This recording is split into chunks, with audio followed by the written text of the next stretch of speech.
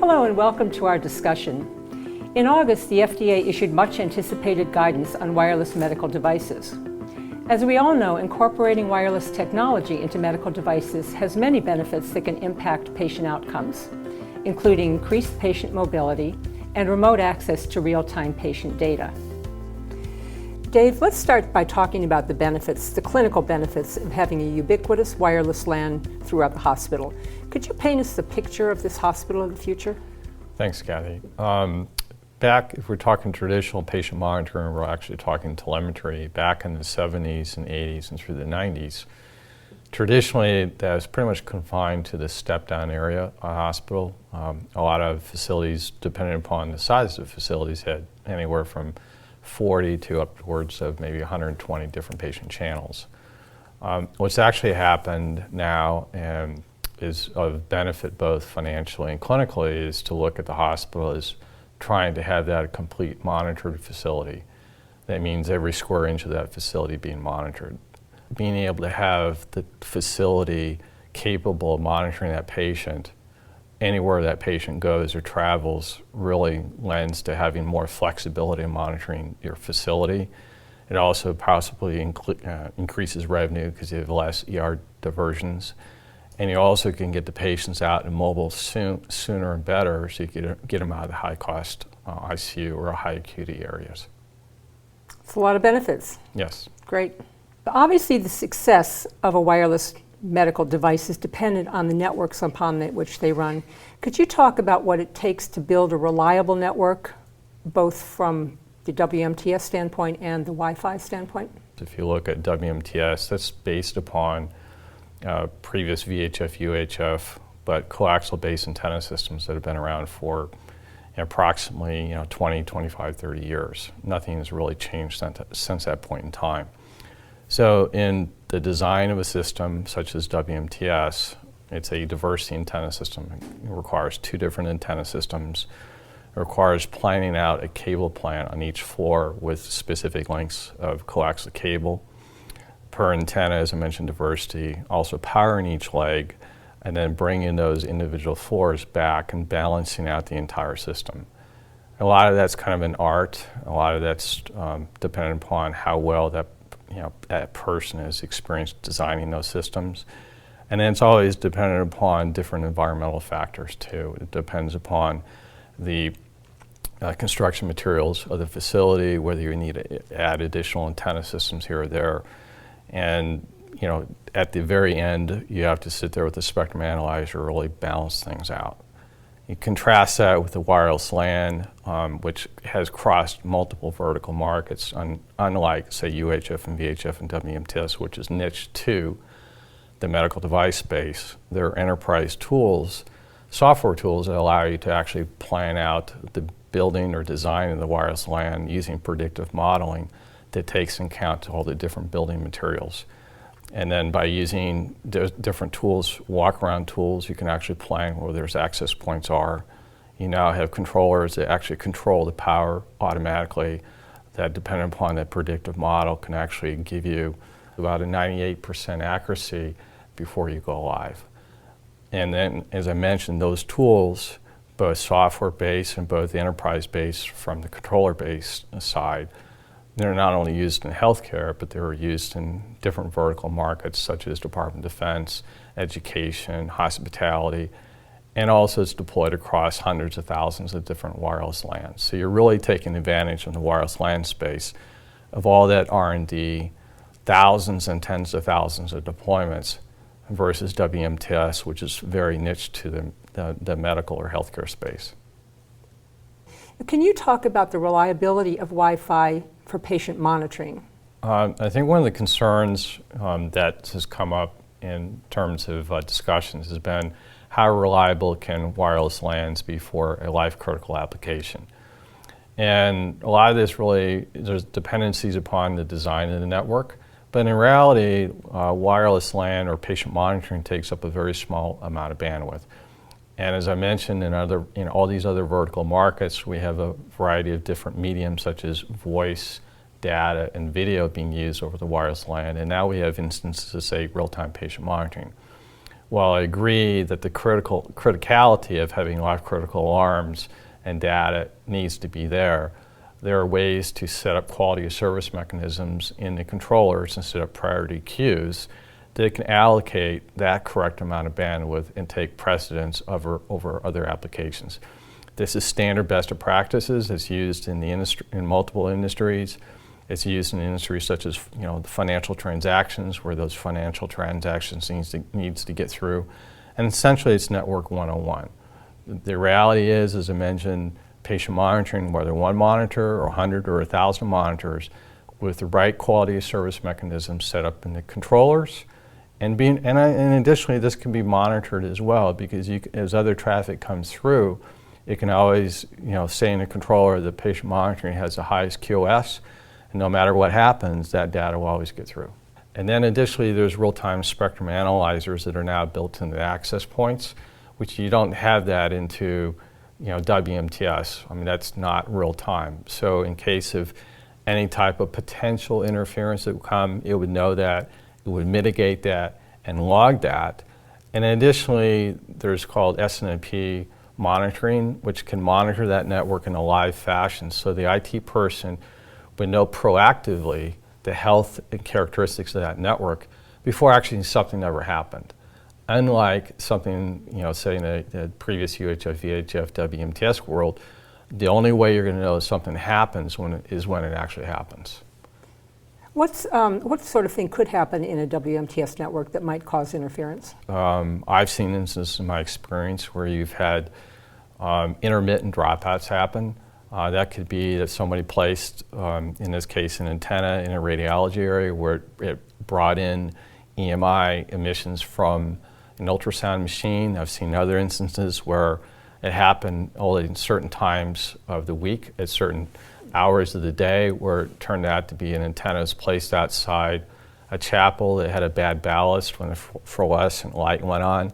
Another instance where an antenna, because the layout was placed in one floor of the hospital, but it was next to an interstitial space where you had a bad motor that was exhibiting EMI. And all that had to be took time to troubleshoot down, because again, the only way to properly troubleshoot those type of systems is to take a spectrum analyzer and put that on each floor, each leg of the system, and separate out so you can isolate where that is. So it's a lot more time consuming on WMTS. It's time consuming. It's also, it takes a certain amount of skills and expertise to really understand, because these are all custom systems that are custom to each facility. There are no enterprise tools available to allow you that, unlike the wireless LAN space, that allow you to really go through and figure out from a network side or from a wireless perspective what is going on. You really have to have somebody that knows how to run a spectrum analyzer, really understand. It could be also things like somebody, when they installed this, they didn't have the right connector connected all the way, or they bent the interconductor, the coaxial connector, and you wouldn't necessarily know that unless you started disconnecting all these different pieces of coaxial cable. So it's very mechanical. It's mechanical. It's based upon coaxial TV, CATV infrastructure that's been around for 30 years. So from the connector side, from the interference side, where you have the antennas placed, there's a lot of different factors that play into, quote, mitigating any type of, quote, dropout. Can you expand on this by telling us about the status of enterprise wireless LAN today? Well, enterprise wireless LAN has gone through a lot of positive changes in the past 10 years. And because of the mobility requirements that we have today, everybody's mobile. They want that increased mobility to increase that productivity. So we're moving out of the realm of having ad hoc wireless just being installed for limited areas. So going forward, in building a building or retrofitting a building, it just makes sense to have pervasive wireless LAN coverage, because the cost to do that in is minimal versus the huge benefits that are can be accrued by the mobility workers.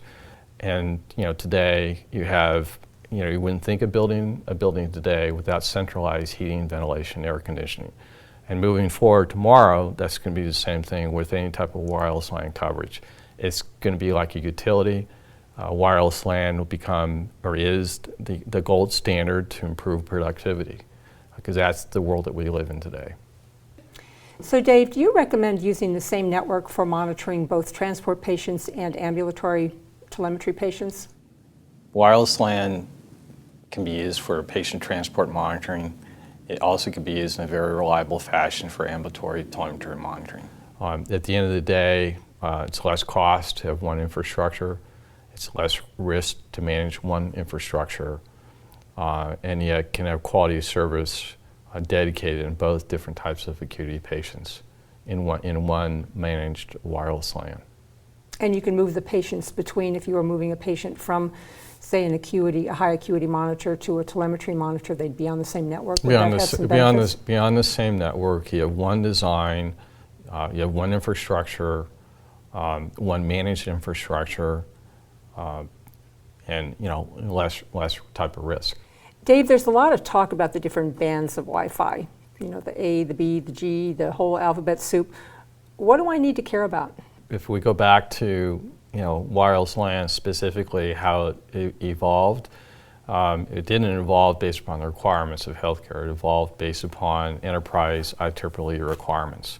IEEE standards have defined each different variation or flavor of Wi-Fi that's come out. But the overarching premise is that all this has to be compatible with legacy or other older type technologies that are out there. So all the different security supplicants, all the different security schemas that were present, in ABG will be present in N, will be present in AC, and offer full backwards and forward compatibility.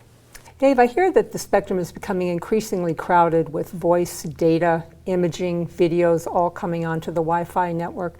How do I know that patient monitoring, that a life-critical application of patient monitoring is going to be, that this network is going to be reliable enough for that? It's a very good question, because it's really, in my opinion, not so much about spectrum, but it's about managing and how you design your network. It's about a bandwidth based upon the requirements of the different applications. So in the case of patient monitoring, you'd have everything on a dedicated ESSID for patient monitoring, a dedicated VLAN. That VLAN would then be tagged into the controller, so that I'd have this QS for this amount of prioritization, this amount of QS for this amount of bandwidth for that application. So no matter whether it's voice, no matter whether it's video, no matter whether it's data, whatever network traffic came into that entire system as an ecosystem, it's segregated by its separate VLAN, and then it's QoS prioritization in the controller by the wireless LAN controller. Can you discuss the process for determining where you need coverage? First of all, there needs to be an understanding from the clinician's perspective, where is that patient going to go? So that really type of patient flow, patient process, patient coverage needs to be communicated to the CIO or the IT department, so they need to work in a collaborative fashion so that when it's implemented, that the design requirements, the amount of design requirements to meet the mobility requirements is there, and also coverage requirements. Can you compare and contrast WMTS and Wi-Fi when it comes to scalability? When you look at WMTS, there is a finite number of channels, approximately 200, 240, sometimes less than that. So as we see how patient telemetry is expanding because people want to be more ambulatory, there are in a lot of institutions, they need to go beyond that number of channels. In the case of wireless LAN or WLAN, for the limited amount of bandwidth that's needed for patient monitoring, there's an infinite number of channels. It's basically, as I said, unlimited, primarily because it's an enterprise application and you can support different applications simultaneously. Patient monitoring, because it uses a very small amount of bandwidth, is not going to tax that network. So what about the cost of scaling out with each type of network? Putting in a dedicated coaxial type cable network can cost anywhere from $1 up to $2 a square foot. So that's additional infrastructure coverage. So on, say, 1 million square feet of coverage, it could be 1 million to 1.5 million. I mean, there's the variabilities there. In case of a wireless LAN, where you may have coverage already for all these additional applications, it may or may not be designed to voice requirements, so that may require some additional access points or additional remediation. But it's a lot less cost, tremendous lot less cost than adding in a separate infrastructure specifically for one application. So even though you would have to add remediation to that network, it could be amortized over a period of time because you're not only using it for patient monitoring, but you're using it for voice, data, or even wireless infusion pumps as well. So I'm sure there are a lot of other things that a hospital could do with that $500,000, $1 million and a half dollars that they'd save by using their existing Wi-Fi infrastructure for patient monitoring. You're correct. There's a lot of pressure for meaningful use. If I've done a lot of surveys today, you'll see that infrastructure spending has been really, really slowed down because hospitals are wanting to spend that money to get their meaningful use requirements in place. That's making sure their EMR, not only in their own facility, but in clinics, physicians' offices, are all communicated. And there's also a huge amount of pressure for medical devices to be communicated to that EMR. So that tends to be where the focus is today. What's the difference between WMTS and Wi-Fi regarding interference? If we look at the first, as you mentioned, WMTS, if we see interference or dropout, that occurs normally on the central station, but we have really nowhere or no idea where that's occurring within the entire ecosystem or system that's been designed. And if you look at the traditional WMTS system, that's a coaxial antenna system that's deployed on each floor in a situation using AB antennas or diversity type antenna systems. So those antennas are deployed down the hallways in patient rooms. They're amplified in each floor. They're connected back to 2 final home runs back to the receiver section. So essentially you have to go to each floor, disconnect every leg of the antenna system, connect a spectrum analyzer, and understand potentially where that interference is occurring. That could occur from all different types of sources. It could occur because you have a wrong connector connected in incorrectly. It could be EMI from different sources, but essentially it's a very methodical, hands-on approach that you have to take.